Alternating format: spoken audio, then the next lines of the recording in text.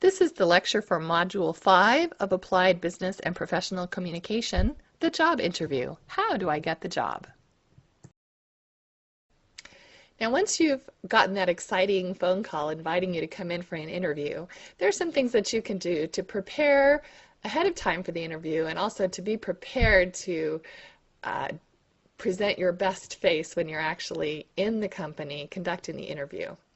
The very first thing and most important thing to remember is that you should arrive on time. In fact, the best time to arrive is about 10 to 15 minutes early. Often a company will have you complete an application form at the time that you arrive for the interview. The application form is going to contain information that you didn't provide in your resume, such as a social security number.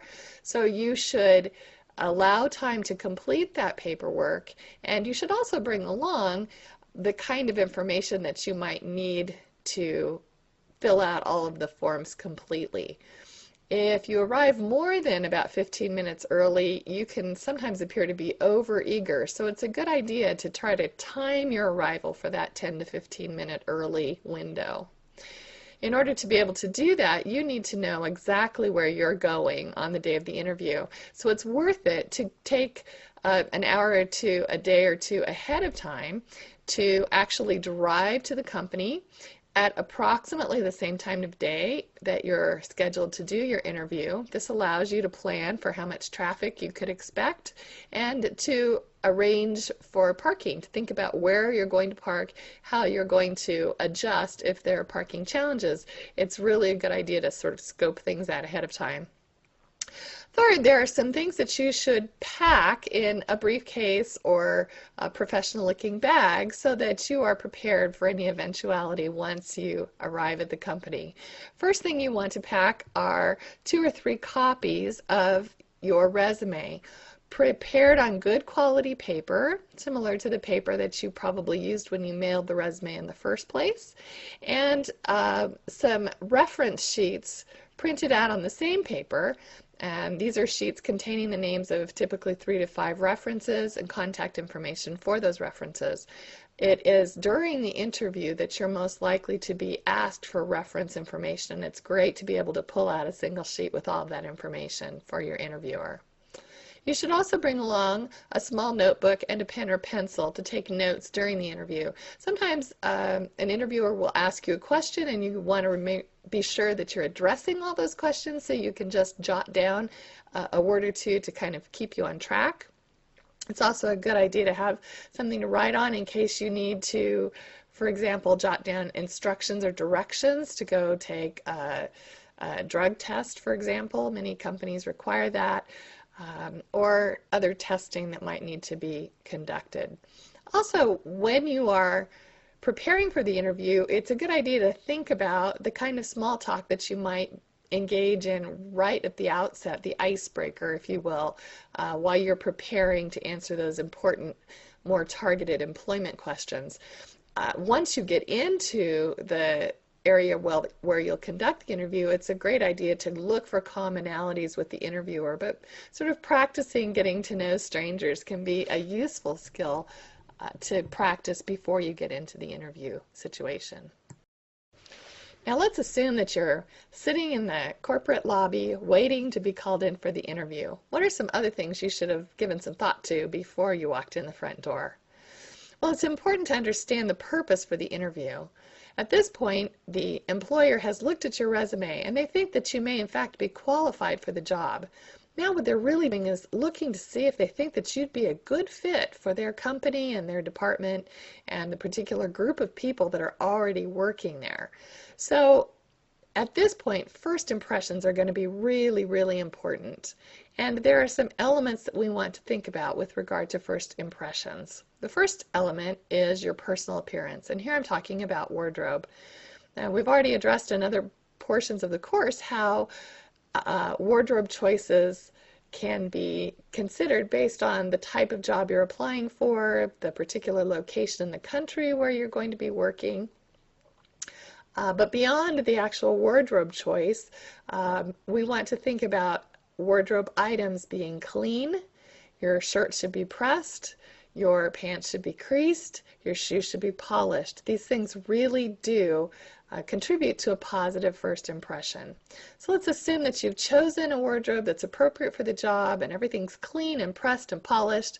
What about your body? Personal hygiene is also going to be crucial. This means that you should bathe the day of the interview. Don't go to the gym before you show up for the big job interview. Make sure that you have applied deodorant, that your hair is clean, that bangs are pulled back out of your eyes, that your teeth have been brushed, you have nice breath. These things really do matter. Some more minor details include being thoughtful about your cologne choices. Keep in mind that some interviewers may have allergies, and if you show up with a very, very strong perfume or cologne, it can actually be really off-putting. So a lighter fragrance or perhaps minimal fragrance would be the order of the day for the interview. Greetings are important. Here we're talking about things like your handshake, which should be firm, and eye contact at the point when you say hello. Think about your posture. Sometimes people who are very tall sort of slouch over so that they feel like they're more at a level with the person who's interviewing, but as soon as you slouch, you offer a sort of a nonverbal signal that says, I'm not very confident. So sit up straight, doesn't matter how tall you are. We're looking for good, confident posture. And in general, as you enter the interview area and begin the interview, eye contact is going to be paramount because good eye contact tells the interviewer that you have nothing to hide. Now I keep coming back to dress code because dress code is so important, and this can be challenging for a college graduate on a tight budget.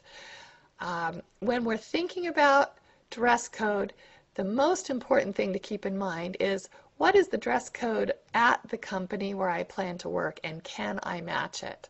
So in a business setting, again, we're looking for suits, and suits for men or women.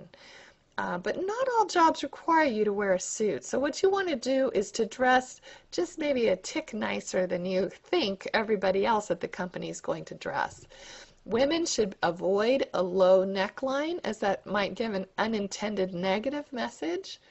As you can see in these pictures, the guy in the upper right hand is dressed for an interview at a much more artistic kind of company than the people who are pictured on the far left.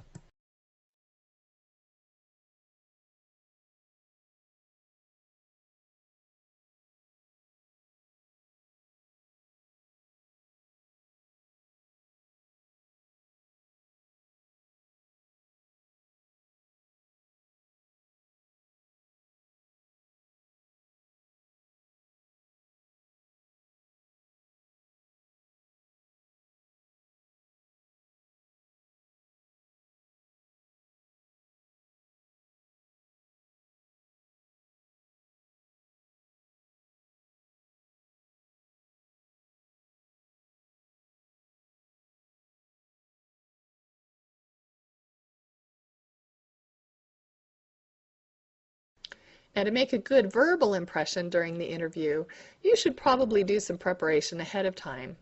Prepare to respond to standard questions that are often asked in interviews.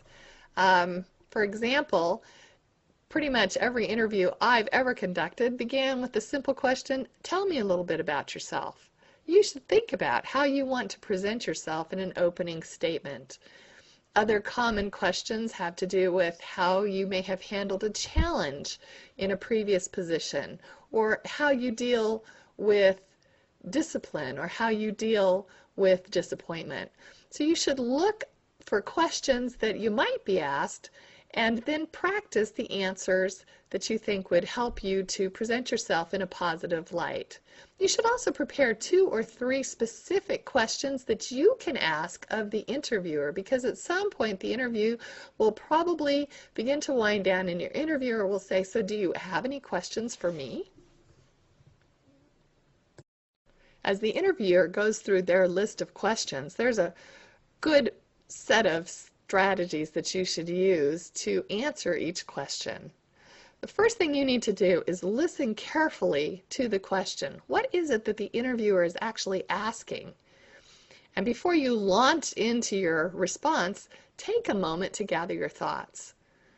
Restate the question in your response. This helps the interviewer know whether or not you're actually answering the question that they intended to ask. And if you're not, they'll be able to redirect you to get to the answer that they're looking for.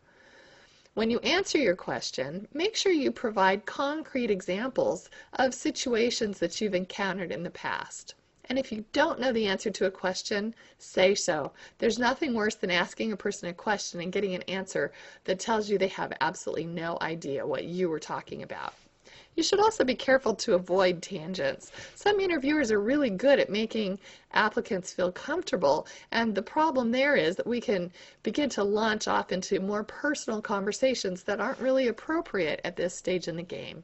So keep your answers targeted and focused for best results. As the interview winds down and the interviewer gets to that, do you have any questions for me? There's a great powerhouse question that you can add to your arsenal, and that is simply to ask the interviewer, what is the most rewarding thing you've experienced while working for this company?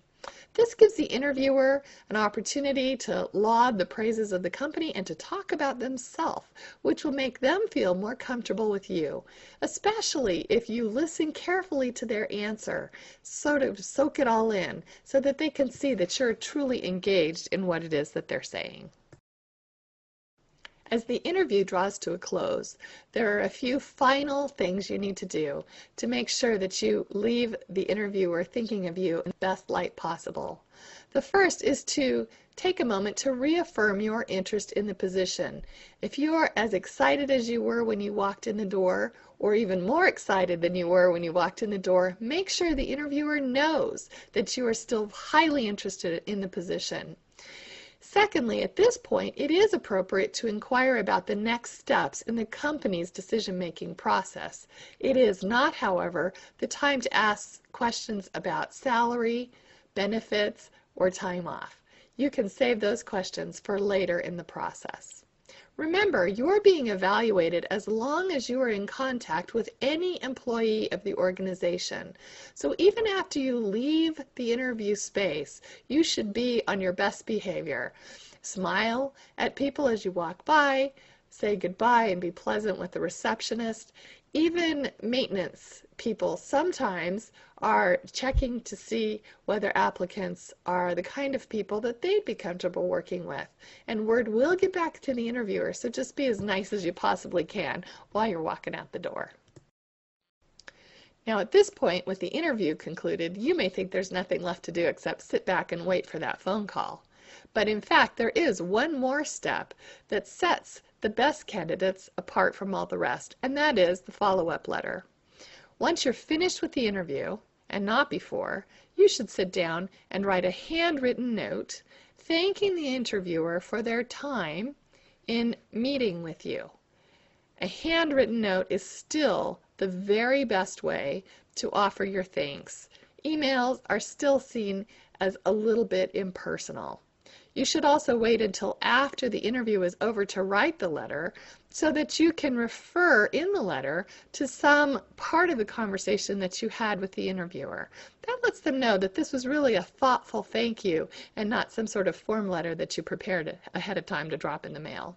Follow-up letters should be mailed within 24 hours of the interview so that they can arrive at the interviewer's office while that decision-making process is still ongoing. There, with your letter in the mail, you are ready to sit back, relax, and wait for that phone call offering you the job.